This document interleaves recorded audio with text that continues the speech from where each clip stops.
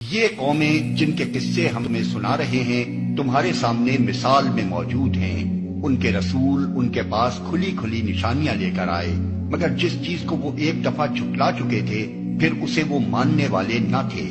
دیکھو اس طرح ہم منکرین حق کے دلوں پر مہر لگا دیتے ہیں۔ پچھلی آیت میں جو ارشاد ہوا تھا کہ ہم ان کے دلوں پر مہر لگا دیتے ہیں پھر وہ کچھ نہیں سنتے، اس کی تشریح اللہ تعالیٰ نے اس آیت میں خود فرما دی ہے۔ اس تشریح سے یہ بات واضح ہو جاتی ہے کہ دلوں پر مہر لگانے سے مراد ذہن انسانی کا اس نفسیاتی قانون کی زد میں آ جانا ہے جس کی روح سے ایک دفعہ جاہلی تعصبات یا نفسانی اغراض کے بنا پر حق سے منہ موڑ لینے کے بعد پھر انسان اپنی ضد اور حق دھرمی کے الجھاؤ میں الجھتا ہی چلا جاتا ہے اور کسی دلیل، کسی مشاہدے اور کسی تجربے سے اس کے دل کے دروازے قبول حق کے لیے نہیں کھلتے۔ اللہ چاہتا ہے کہ تم پر ان طریقوں کو واضح کرے اور انہی طریقوں پر تمہیں چلائے جن کی پیروی تم سے پہلے گزرے ہوئے صلحاء کرتے تھے۔ وہ اپنی رحمت کے ساتھ تمہاری طرف متوجہ ہونے کا ارادہ رکھتا ہے اور وہ علیم بھی ہے اور دانا بھی۔ سورہ کے آغاز سے یہاں تک جو ہدایات دی گئی ہیں اور اس سورہ کے نزول سے پہلے سورہ بقرہ میں مسائل تمدن و معاشرت کے متعلق جو ہدایات دی جا چکی تھیں ان سب کی طرف بحیثیت مجموعی اشارہ کرتے ہوئے فرمایا جا رہا ہے کہ یہ معاشرت، اخلاق اور تمدن کے وہ قوانین ہیں جن پر قدیم ترین زمانے سے ہر دور کے انبیاء اور ان کے صالح پیرو عمل کرتے چلے آئے ہیں، اور یہ اللہ کی عنایت و مہربانی ہے کہ وہ تم کو جاہلیت کی حالت سے نکال کر صالحین کے طریقہ زندگی کی طرف تمہاری رہنمائی کر رہا ہے۔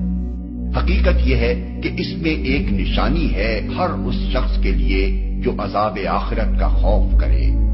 وہ ایک دن ہوگا جس میں سب لوگ جمع ہوں گے اور پھر جو کچھ بھی اس روز ہوگا سب کی آنکھوں کے سامنے ہوگا۔ جو عذاب آخرت کا خوف کرے،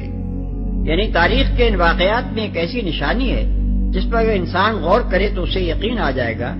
کہ عذاب آخرت ضرور پیش آنے والا ہے اور اس کے متعلق پیغمبروں کی دی ہوئی خبر سچی ہے۔ نیز اسی نشانی سے وہ یہ بھی معلوم کر سکتا ہے کہ عذاب آخرت کیسا سخت ہوگا اور یہ علم اس کے دل میں خوف پیدا کر کے اسے سیدھا کر دے گا۔ اب رہی یہ بات کہ تاریخ میں وہ کیا چیز ہے جو آخرت اور اس کے عذاب کی علامت کہی جا سکتی ہے، تو ہر وہ شخص اسے بآسانی سمجھ سکتا ہے جو تاریخ کو محض واقعات کا مجموعہ ہی نہ سمجھتا ہو بلکہ ان واقعات کی منطق پر بھی کچھ غور کرتا ہو اور ان سے نتائج بھی اخذ کرنے کا عادی ہو۔ ہزارہ برس کی انسانی تاریخ میں قوموں اور جماعتوں کا اٹھنا اور گرنا جس تسلسل اور باضابطگی کے ساتھ رونما ہوتا رہا ہے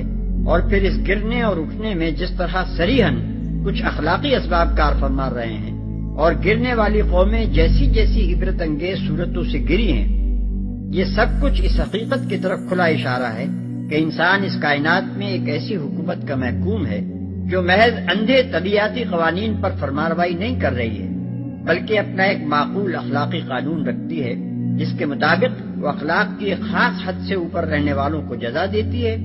اور اس سے نیچے اترنے والوں کو کچھ مدت تک ڈھیل دیتی رہتی ہے، اور جب وہ اس سے بہت زیادہ نیچے چلے جاتے ہیں تو پھر انہیں گرا کر ایسا پھینکتی ہے کہ وہ ایک داستان عبرت بن کر رہ جاتے ہیں۔ ان واقعات کا ہمیشہ ایک ترتیب کے ساتھ رونما ہوتے رہنا اس امر میں شبہ کرنے کی ذرہ برابر گنجائش نہیں چھوڑتا کہ جزا اور مکافات اس سلطنت کائنات کا ایک مستقل قانون ہے۔ پھر جو عذاب مختلف قوموں پر آئے ہیں ان پر مزید غور کرنے سے یہ اندازہ بھی ہوتا ہے کہ عدل و انصاف، قانون جزا و مکافات کے جو اخلاقی تقاضے ہیں وہ ایک حد تک تو ان عذابوں سے ضرور پورے ہوئے ہیں مگر بہت بڑی حد تک ابھی تشنا ہے، کیونکہ دنیا میں جو عذاب آیا اس نے صرف اس نسل کو پکڑا جو عذاب کے وقت موجود تھی۔ رہی وہ نسلیں جو شرارتوں کے بیج بو کر اور ظلم و بدکاری کی فصلیں تیار کر کے کٹائی سے پہلے ہی دنیا سے رخصت ہو چکی تھیں اور جن کے کرتوتوں کا خمیازہ بعد کی نسلوں کو بھگتنا پڑا، وہ تو گویا قانون مکافات کے عمل سے صاف ہی بچ نکلی ہیں۔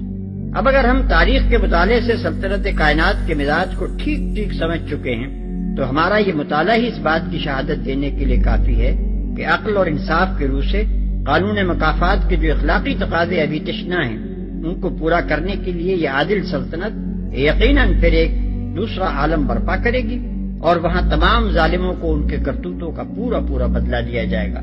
اور وہ بدلہ دنیا کے ان عذابوں سے بھی زیادہ سخت